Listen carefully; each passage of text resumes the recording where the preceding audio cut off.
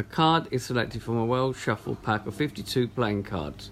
Find the probability that either a 10 or a king is selected. So we've got a pack of 52 playing cards, and we're interested in getting 10s or kings. Probably getting 10. There are 1, 2, 3, 4 10s out of 52, and that cancels down to 1 out of 13.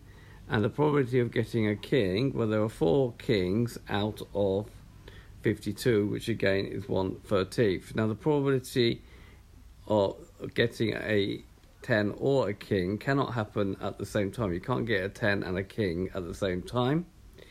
Therefore, the events are said to be mutually exclusive. Now, what we mean by that is, if I get a 10, that excludes the idea that I'm going to get a king when just picking one card from the pack.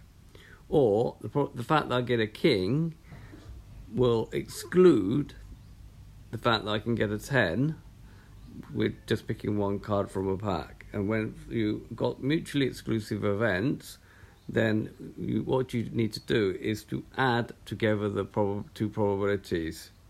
Okay, so give me 2 out of 13, which would give me more chance, because we're now actually just taking the chance of taking 8 cards out of 52 instead of 4. So this is known as the addition law for mutually exclusive events. And in general, for 2 mutually exclusive events, A and B, the probability of A or B is the probability of A plus the probability of B. So you have to add together the probabilities. So this has been a video to show you the addition law for mutually exclusive events.